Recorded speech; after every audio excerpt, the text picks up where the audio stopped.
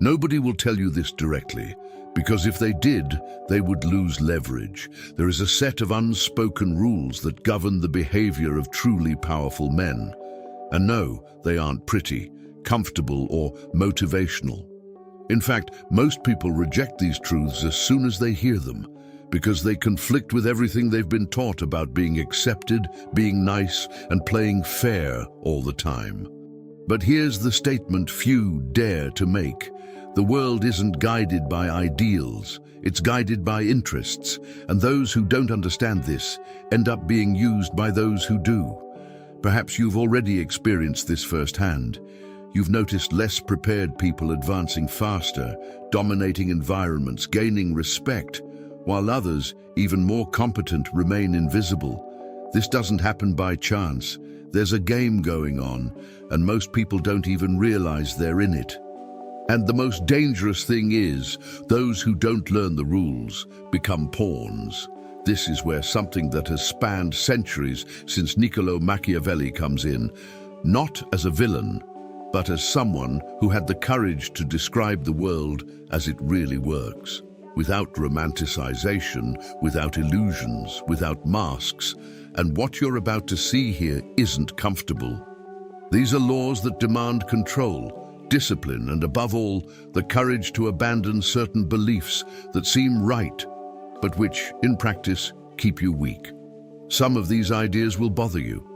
Others will make you question your own attitudes, and perhaps you'll even reject them at first. But there's a clear reward for those who understand this.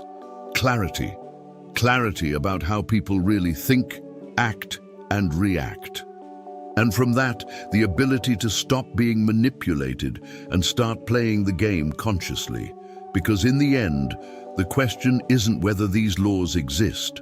The question is, are you ready to see? If something inside you awakened while listening, don't ignore that feeling. This channel isn't about videos, it's about memories. Remember who you were before the fear, before the exhaustion, before the silence. Each new video here is a different reflection of your own soul, an invitation to understand what the world never taught you. The power you seek outside has always been within you.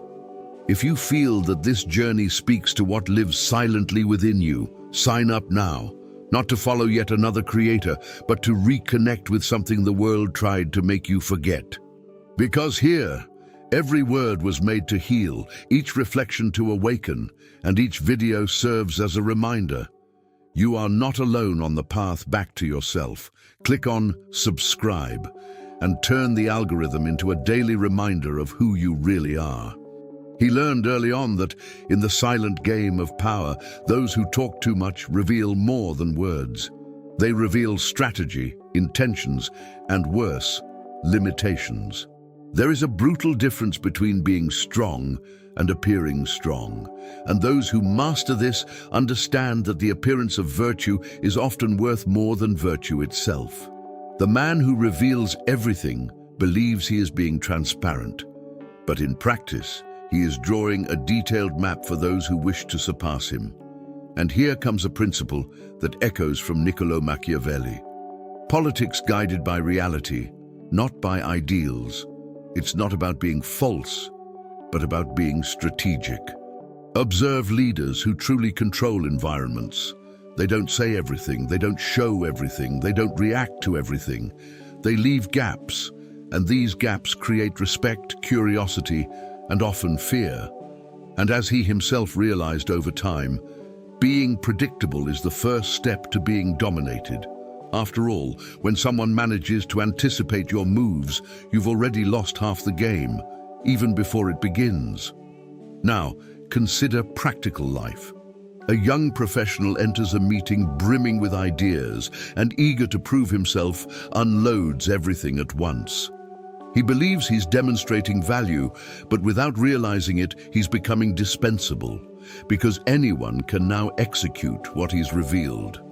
Compare this to someone who presents only what's necessary, leaves questions unanswered, and makes others dependent on him to complete the reasoning. This second person understands, even if intuitively, that information is power, and power isn't given away for free. This isn't about cheap manipulation, but about decisions based on real human nature. People respect more what they can't fully access. It's the same principle behind luxury brands, enigmatic leaders, and historical figures who dominated entire eras without ever over-explaining themselves. And ultimately, this connects to another uncomfortable truth. Those who try to be loved all the time end up being ignored. But those who understand that it's better to be feared than loved without ever being hated begin to play on another level. And this is where the game starts to get more interesting, because mystery isn't just protection. It's an active weapon. It creates space for others to project onto you more than you've actually shown. And ironically, this increases your perception of power without you needing to prove anything. This is the kind of intelligence that separates those who react to what happens from those who shape what happens. And little by little, he begins to realize that he doesn't need to win arguments nor prove superiority. He just needs to leave enough doubt so that others never feel safe facing him. This is the calculated use of force, but in its most refined form, invisible force. And when he understands this deeply, something changes. He stops chasing validation and begins to control the environment around him. But then a new challenge arises, because it's not enough to hide power. He needs to learn to control something even more dangerous than any external enemy, his own emotions. He realized, perhaps too late, that the biggest mistake wasn't feeling. It was reacting without a filter. Emotions in themselves are not weakness. They are raw material. But when exposed without control, they become an open manual for anyone who knows how to observe. And this is where many men break down without even realizing it. They believe that authenticity is reacting in the moment, saying whatever comes to mind, demonstrating everything. But reality, not the ideal, shows something else. In the silent game of power, whoever loses emotional control surrenders their position. That's why great leaders, strategists, and historical figures understood something fundamental: feel everything, but process it in private. It's not about coldness. It's about mastery. It's about deciding what the world sees. Because in the end, whoever controls their own reaction controls the environment, and whoever doesn't control it becomes a pawn in someone else's game. There's a classic scene that repeats itself in real life, almost like an invisible pattern. Someone provokes you, at work, in the family, in a negotiation, expecting a reaction. And when you react impulsively, raising your voice, trying to win by shouting or acting on emotion, you think you've won, but you've just lost control of the narrative. The other person now knows exactly how to get to you. This is the opposite of virtue, that ability to act with intelligence, strength, and strategy, even under pressure, something Machiavelli deeply valued. Now imagine the opposite. You listen, observe, don't react in the moment, and respond later with surgical precision. This dismantles any attempt at manipulation, because the manipulator thrives on reaction, not silence. And here's something practical. The next time someone provokes you, don't respond immediately. Wait, breathe, observe. The pause is often more powerful than any argument. This isn't weakness. It's the calculated use of force. And as he begins to apply this, something changes internally. He realizes he no longer needs to prove anything. He doesn't need to win every argument, nor react to every stimulus. He begins to choose when to enter the game and when to simply observe. And this creates a kind of presence that few can explain, but everyone feels, because the man who doesn't react impulsively seems more dangerous than the one who explodes. He becomes unpredictable, and unpredictability in the real world is power. This distances him from the need for external validation and brings him closer to something much more solid: internal control. And curiously, the more he masters his emotions, the more clearly he begins to see the emotions of others, as if he were watching the game from the outside, understanding patterns, weaknesses, intentions. And that's when a new question begins to arise in his mind. If words and reactions can be manipulated, then who is really worth trusting? He learned, over time and almost always the hard way, that declared loyalty is one of the cheapest things there is. Anyone can say, "Count on me, I'm with you, I'm loyal," but few uphold it when the situation changes. And here comes a truth that few dare to face. Most people aren't loyal. They're convenient. And convenience changes with the wind. That's why those who understand decisions based on real human nature aren't fooled by pretty words, promises, or emotional speeches. They observe behavior. They observe patterns. They observe who stays when there's no clear benefit. Because true loyalty isn't announced, it reveals itself, and almost always in silence. This is the kind of perception that completely transforms how someone builds relationships. Because from then on, they stop being charmed by what is said and begin to respect only what is done. In practice, this changes everything. Imagine someone who constantly praises you, supports you in public, agrees with everything you say. Seems loyal, right? Not always.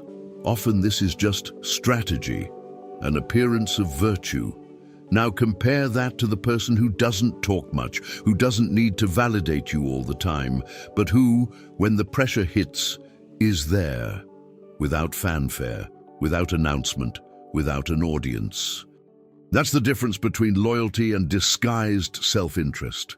And there's a simple way to test this. Observe people in moments of tension, conflict, or scarcity. That's when the mask falls. That's when you discover who is really on your side. A good exercise is to remember 3 difficult moments in your life and ask, who stayed, who disappeared, who changed? This analysis in itself reveals more than any conversation. Because ultimately, loyalty isn't about proximity, it's about consistency under pressure. And as he begins to see this clearly, something inside him changes. He stops trying to please everyone, he stops constantly seeking approval, and he begins to build something much more powerful, a small but solid circle, because he understands that avoiding being hated doesn't mean being accepted by everyone. It means carefully choosing who enters his life. And that requires filtering. It requires observation. It often requires silence. He starts talking less and noticing more. And the more he observes, the more he understands that trust isn't given. It's earned over time with repeated behavior. And little by little, he realizes something even deeper. If people are always watching you, then it's not just your relationships that are being formed. Your image is also being built all the time. And whoever doesn't control that will inevitably have their story told by others. It took him a while to realize it, but when he did, he could never unsee it. You are being observed all the time. It doesn't matter if you talk a lot or a little, if you expose yourself or hide yourself, people will interpret, always. And when you don't control the narrative, someone else does it for you, and most of the time in a distorted way. That's why strategic figures throughout history, including Machiavelli, understood something essential. Perception is often worth more than reality. This doesn't mean living a life of empty appearances, but rather mastering the appearance of virtue with awareness. Because in the social game, it's not enough to be, you have to appear to be, and those who ignore this end up being defined by others.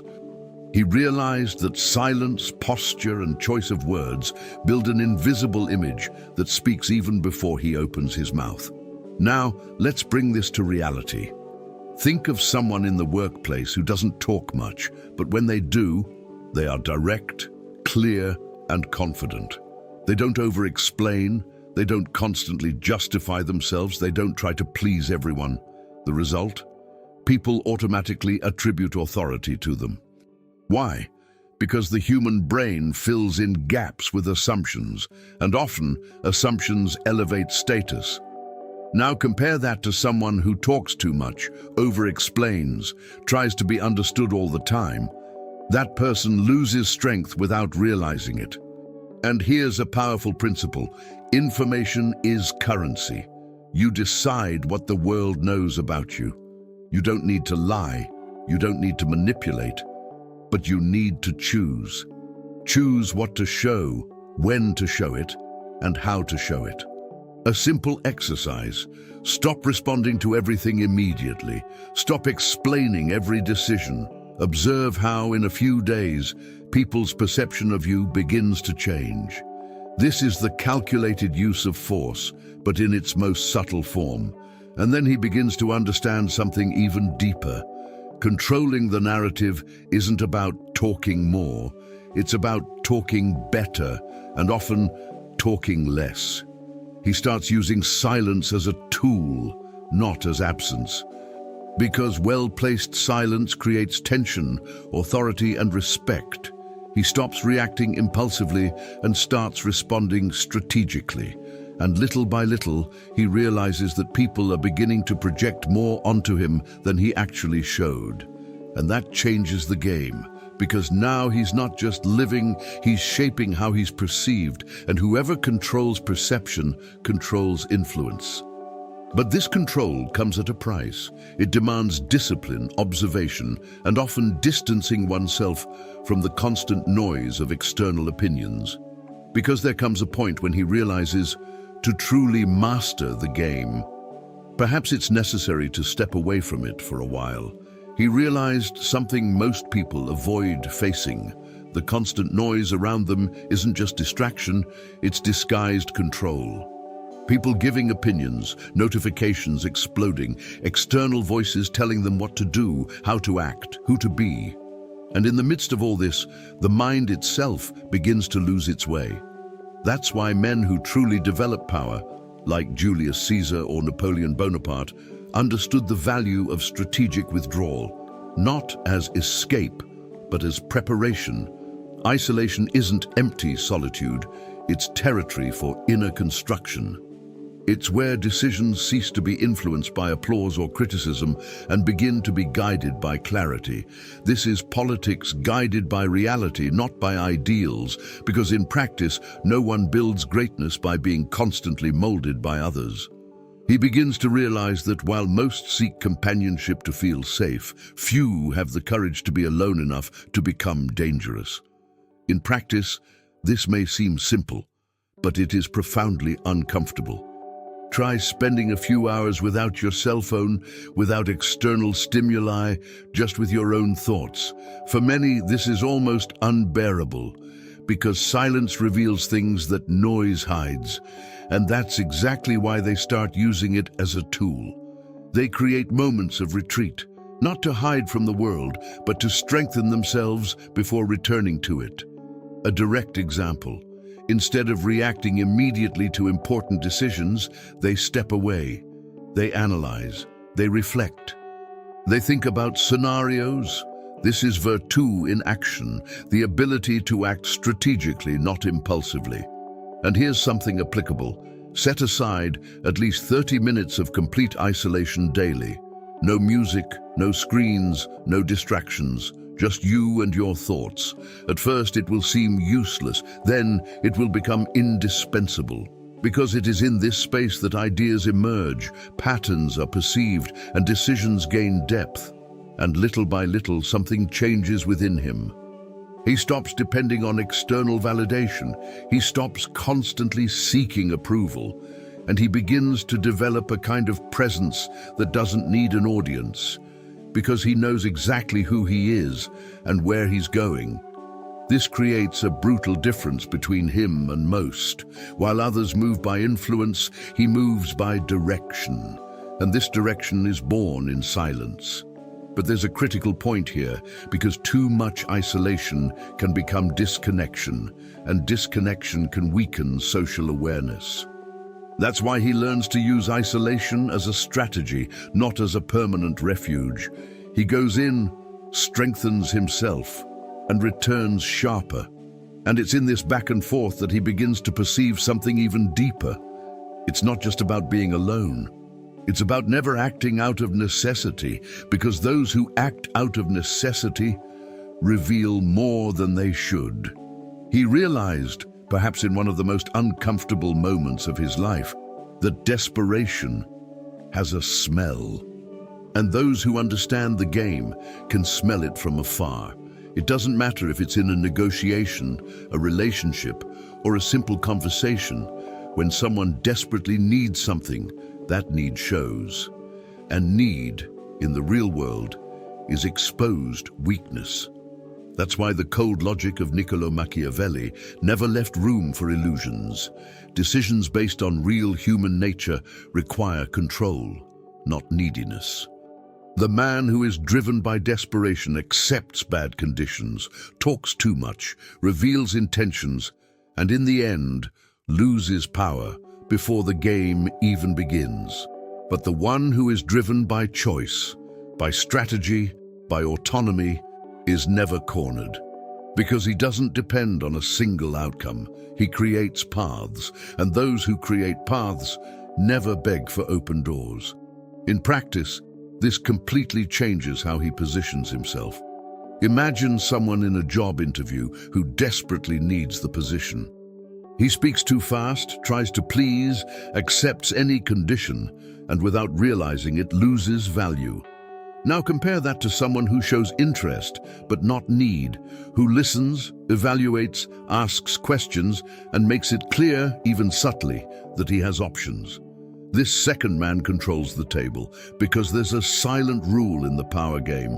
Whoever can leave decides the rules. And this applies to everything: business, relationships, opportunities. A direct exercise. Start building alternatives. If you depend on a single source of income, create another. If you are emotionally dependent on a single person, strengthen your independence. If you depend on a single opportunity, seek others. This isn't coldness, it's constant adaptability. It's preparing yourself to never again act under the pressure of scarcity. And as he begins to live this way, something profoundly changes. He stops chasing and starts choosing. He stops accepting and starts negotiating. Because now he no longer needs external validation to act. He acts based on what strengthens his position. This creates a silent, almost unsettling presence for those who don't understand. Because the man who needs nothing cannot be controlled. And that is one of the highest levels of power. But this freedom comes at a price. It demands discipline, constant building, and above all, the courage to give up what seems urgent in exchange for what truly matters. And in the midst of this process, he begins to realize something even more interesting. Often, the one who challenges you the most, who confronts you the most, who bothers you the most, is the one showing you exactly where you are still weak. It took him a while to accept this, because it hurts. It hurts to realize that those who criticize you, confront you, and even try to bring you down, often see things that your allies would never dare to say. Friends soften the blow. They protect. They avoid discomfort. But enemies expose without filter. And however uncomfortable that may be, there is a brutal precision in it. That's why those who truly evolve learn to look at the opposition with strategic coldness, not with reactive emotion. They understand that there is valuable information there, not about the other, but about themselves. This is politics guided by reality, not by ideals, because in the real world, growth doesn't come only from support. It comes from confrontation. And the more he tries to run away from it, the more he remains in the same place. But when he decides to face it, something changes. He stops seeing attacks as offenses and begins to see them as diagnoses. In practice, this requires maturity and a certain detachment from the ego, Imagine someone receiving harsh criticism at work. You're disorganized, you don't meet deadlines, you talk a lot and execute little. The common reaction is defensive, justifying, denying, counterattacking. But they start doing something different. They ask, what in this could be true? Not all of it, but some part, and that small part is enough to evolve. This is the kind of attitude that builds virtue, the ability to grow under pressure. A simple exercise. Every time someone criticizes you, instead of reacting immediately, mentally note it down. Then alone, analyze it calmly. If there's 10% truth there, work on it. Read about the topic, ask for feedback from other people, observe patterns in your behavior. This transforms any attack into a tool. And ironically, the more you grow based on this, the less your enemies can hurt you. And as he begins to apply this, something curious happens. He stops fearing opposition. On the contrary, he starts using it, because he understands that allies comfort, but enemies refine. This creates a level of evolution that few achieve, precisely because few have the stomach to endure the necessary discomfort. He stops needing constant approval and starts seeking precision. And this completely changes the game, because now he's no longer trying to be accepted, he's trying to be better. And the more he improves, the harder it becomes for anyone to destabilize him. But there's an important detail. Not all criticism deserves attention. Some is just noise. And here comes a new skill he begins to develop, knowing where to invest his focus.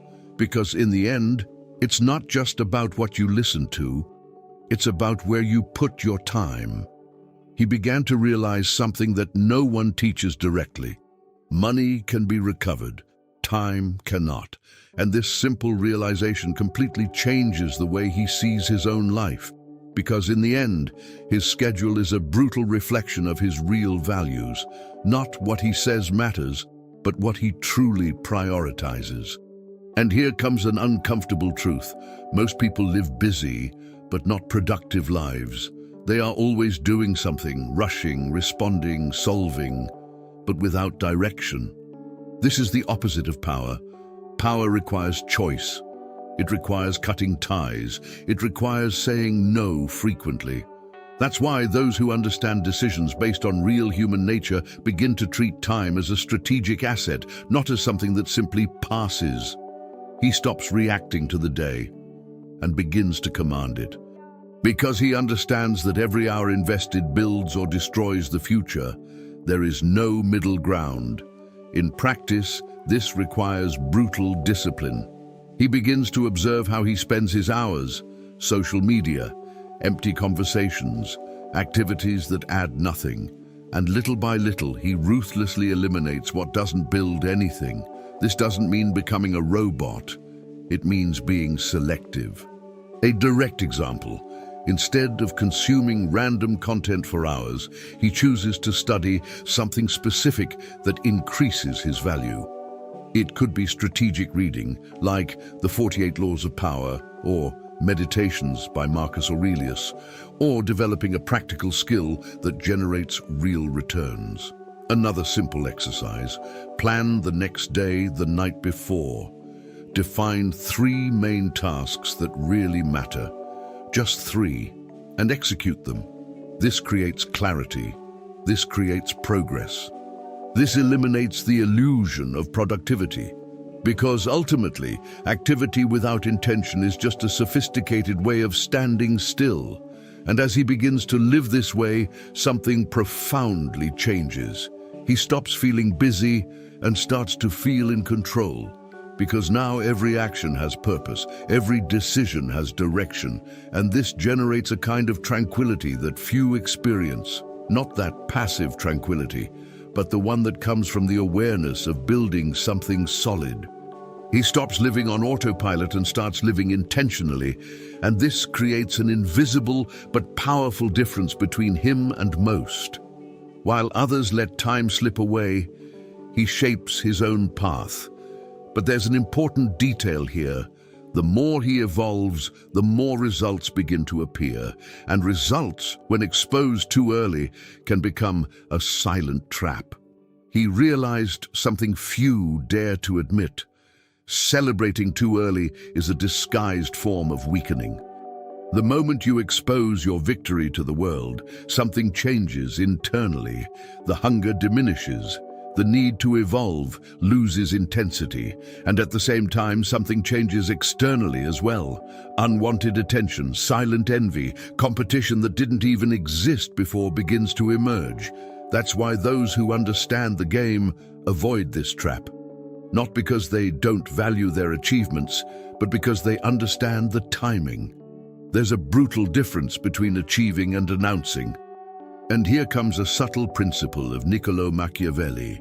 Avoiding being hated often means not provoking what awakens comparison or resentment in others. The man who celebrates too much exposes himself, and exposure, when poorly calibrated, attracts more problems than benefits. In practice, this is revealed in small, everyday actions. Someone closes a good deal, gets a promotion, improves their life, and feels the immediate need to show it off. Social media, comments, indirect messages. It seems harmless, but is it strategic? Not always. Compare it to someone who does the same. But silently, they continue to evolve, accumulating results, adjusting course, without announcement, without fanfare, and when the world notices, it's too late. This is the kind of behavior that follows the logic of the end justifies the means. Not in a negative sense, but in the idea of absolute focus on the final result, not on momentary validation. A direct exercise: the next time you achieve something important, keep it to yourself for a while. Observe how this impacts your discipline, your consistency, and even your peace of mind. Often, silence protects more than any explanation. And as he begins to live like this, something curious happens. He becomes more dangerous, without seeming so, because now his movements are unpredictable, his advances are unannounced, and his intentions are not obvious. This creates a kind of invisible yet extremely powerful advantage. He stops seeking immediate recognition and starts building something lasting. And ironically, the less he talks about his achievements, the more impact they generate when they finally become visible. This is the calculated use of force applied to managing one's own image and results. But then one last point emerges, perhaps the most important of all. Because after mastering silence, emotion, time, and strategy, there is an inevitable transformation, a presence that doesn't need explaining, something that goes beyond techniques and becomes identity. He reached a point where he realized that true power doesn't make noise. It doesn't need validation. It doesn't depend on applause. It isn't sustained by empty appearances. It simply imposes itself. But not through brute force, nor through the need to prove anything, but rather through the silent accumulation of everything he had built up to that point. Discipline, emotional control, social reading, strategy. This is virtue in its most refined form. The ability to act with precision in any scenario, regardless of fortune or external circumstances. And here's the point that few understand. Becoming someone impossible to ignore isn't about drawing attention. It's about becoming too relevant to be ignored. There's a brutal difference between those who try to be seen and those who are naturally noticed. And this only happens when inner development surpasses any need for external recognition. In practice, this translates to presence. He enters a room and doesn't need to speak loudly, doesn't need to interrupt, doesn't need to compete for attention, but something changes. People notice, they observe, they adjust their behavior. This doesn't come from superficial technique, but from accumulated consistency. It's the result of applying day after day principles such as the calculated use of force, constant adaptability, and decisions based on real human nature. A clear example: think of someone who completely dominates their field. They don't need to convince anyone of their worth. Their worth is evident, and this applies to any field. If you are building something, become so good that your presence alone carries weight. Study deeply, execute consistently, refine your communication, work on your posture. This isn't about talent, it's about deliberate building, and deliberate building over time creates something rare, silent authority. And then, almost without realizing it, he crosses an invisible line. He stops playing the game like most people do, and starts defining the game. Because now he doesn't depend on circumstances, he doesn't react impulsively, he doesn't get lost in distractions. He has built a solid enough foundation to navigate any scenario with clarity, and this creates a kind of freedom that few experience. Not superficial freedom, but strategic freedom. The freedom to choose, to position himself, to leave when he wants, to stay when it's advantageous. And this inevitably makes him someone the world can't ignore. Not because he seeks it, but because it's a natural consequence of everything he has become. And ultimately, that's the great turning point. The power isn't in what he does, it's in who he has become along the way. Now let me ask you a question. And answer honestly. You don't even need to say it out loud. Just think. How many times have you felt like you were playing the right game, but still falling behind? How many times have you tried to be transparent, approachable, good, and realized that it didn't exactly get you where you wanted to go? The truth, even if uncomfortable, is that the world doesn't just reward intention, it responds to strategy. And ignoring that doesn't make you any more righteous, it just makes you more vulnerable. These laws you just saw aren't about becoming cold, manipulative, or distant. They're about seeing the game as it truly is, about stopping acting on autopilot and starting to make conscious, purposeful, and intentional decisions. Because in the end, it's not about dominating others. It's about not being dominated. It's about building a position where you choose, and don't just react. And that requires practice. It requires mistakes. It requires discomfort. But above all, it requires the courage to change patterns you've carried for years. Now tell me, which of these laws resonated with you the most? Which one did you realize you're ignoring in your own life? And more importantly, what are you going to do with that from now on?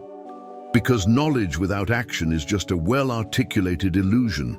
So take at least one of these ideas, just one, and apply it today. Test it, observe it, adjust it. That's the game. And if you want to continue developing this kind of vision, more strategic, more conscious, more aligned with reality, then subscribe to the channel and turn on notifications. Because here, we don't talk about what's comfortable.